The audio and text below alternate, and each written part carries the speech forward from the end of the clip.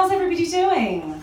Good. I can't help it, I have to start like this. I'm an MC by trade, so we're going to need a bit more than that. How's everybody doing? I'm bricking it.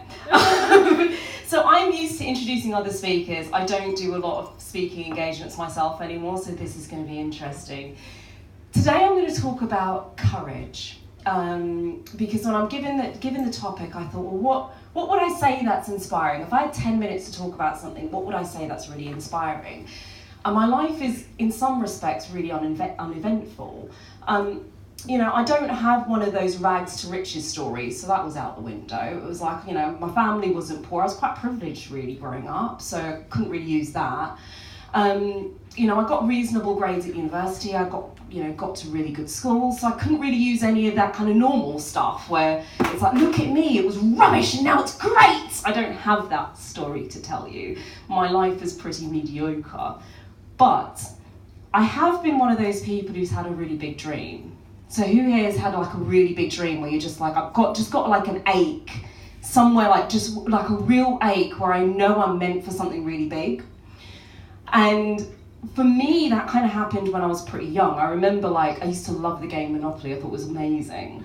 And so I always knew that I was either going to be a ballet dancer or something on a stage, like something like that, or I was going to be a phenomenal business person. Like it was going to end up being one of those two things. And so, I kind of went through uni and I was always one of these kind of go-getters. I went out and did this and, created careers fairs and leadership teams and all that kind of good stuff. But my parents were those traditional parents. I hope my mum doesn't see this. And so she's going to be like, I didn't do that wrong, Lovelda. It's not wrong, it's perfect. And so I grew up in the background of go to school, get a really good education. Sound familiar? Get a really good education, get into a really good job. And so I was on that track, and so I thought, well, in order to please my parents, the best way to do this is to get a good job, but in a really senior position. And then my parents divorced, and I thought I'd be nice and go along with my mum to some of these personal development events. And that awakened something in me to kind of go out and do it on my own. But I was a bit scared, so I did this in the background.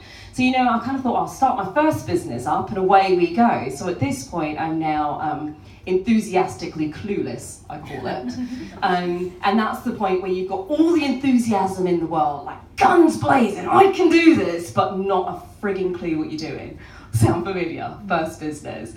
Didn't last long. I'll tell you how that one started. I thought, I know what I'll do. I found a great sales coach. At least I thought he was a great sales coach. I don't think I ever tested him out as a sales coach, if I'm honest. But I found a sales coach, and so I came up with a business idea looking for an audience. So what I mean by that is I thought, right, I'm going to put on events because that sounds like fun. And I found I came up with a really interesting concept. And I went to my sales coach and I said, right, I've got this concept. I've even spoken to the venues because I'm a go-getter. I'm one of these people. I just get off my butt and I'll get it done. I've spoken to the venue. I've got that all lined up. What do we do? And he went, have you got an audience? And I went, that's where you come in. And he went, no, it's not. So that didn't last very long.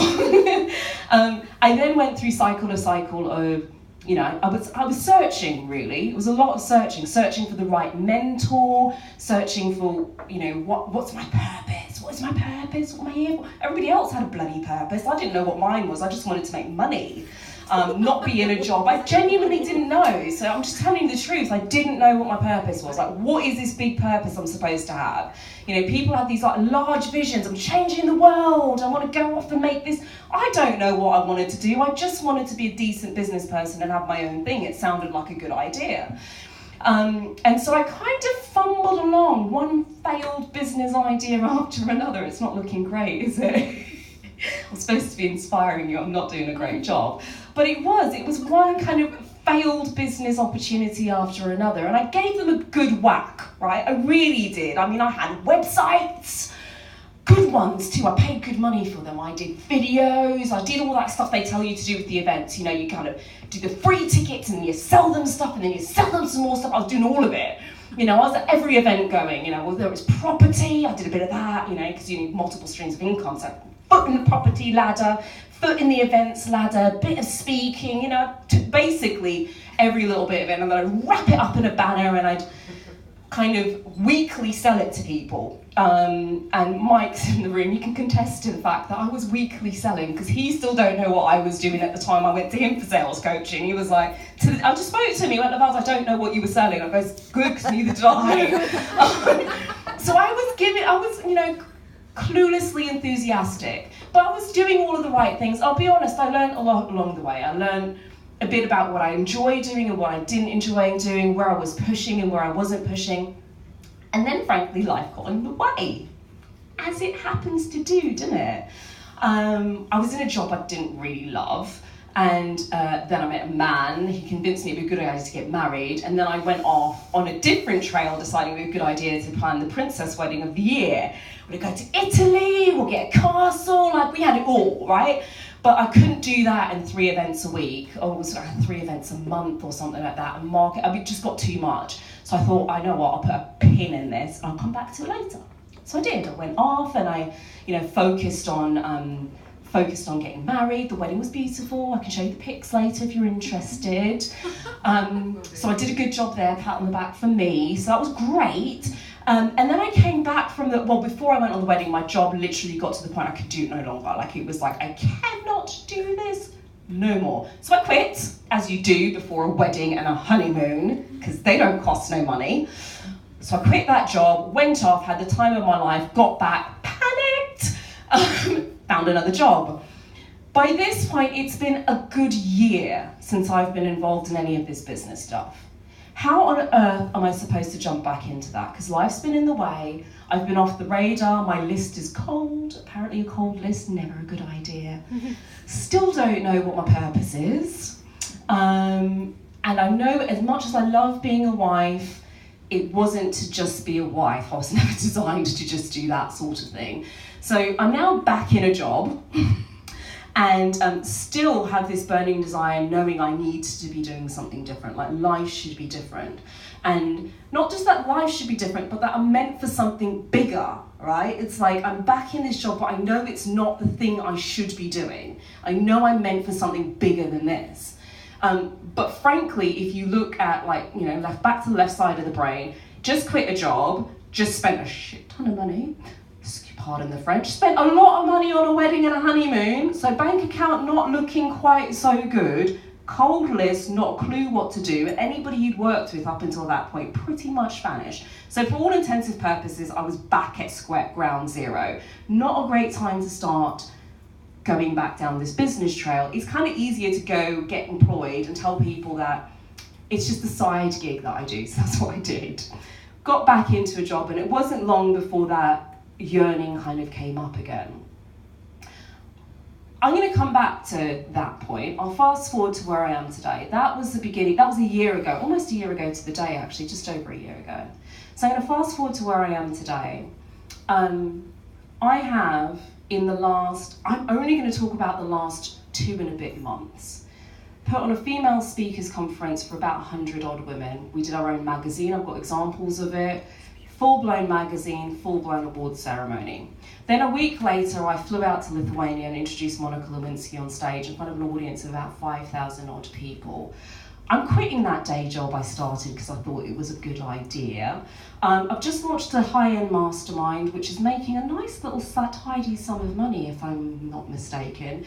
I've got 2 speaker agents, one of whom literally just contacted me today for a gig in September. In November even. I'm fully booked in September with emceeing engagements, some of which have come through referrals. I'm not doing too bad. So what changed? And what changed is back in January, I made a decision to do it. In fact, I felt like I fell into an event, but you never fall into these things. What tends to happen is when your heart is calling you towards something, life throws you these little curveballs. It just throws you a little ball. And often what we tend to do is we tend to catch them and kind of go, well, that was interesting, that's a bit of a fluke, wasn't it? And we put it down and forget about it. Well, I caught this one. It was an event in January. It was called Extraordinary Live. And I remember leaving thinking, something's changed. It's a bit odd, something's changed. And so much has come from that because frankly, at the time, I'd made a decision at the end of last year that what I needed to do logically was focus. That's what I'm missing, a bit of focus in my life. I need a lot more focus. So the decision I made at the time was, I'm not doing any of this coaching malark because it doesn't work, I'm just going to end soon. What I've actually done is I've started something called the World Class Female Speakers group, where I work with women to get them on stages, and guess what I do? Coach them, funnily enough. And why do I share this? Because the only thing that changed between all the other times where I've been pulling and pulling and pulling is A, that little voice in the back of my head, when it called me towards doing something, I listened. And not listened in so much as, oh, that's kind of interesting. Listened despite the fact that everything in the world today looked like it probably wasn't going to add up and I didn't quite know how it was going to work. And so if there's one thing I'd really like to leave you with that I've learned over the successive failures of businesses, coming from a pretty mediocre existence, to be honest with you, a little bit privileged, but generally quite mediocre, nothing special, no big failures or anything like that, is that the easiest part of building a business and building any sort of success in life really is the logical bit. The harder part is continuously choosing to listen to that little voice when everything out there in the world tells you shouldn't, when it doesn't quite line up perfectly, because it hasn't. Because for me, it took me making choices to invest in myself at a level that frankly I didn't think I could afford.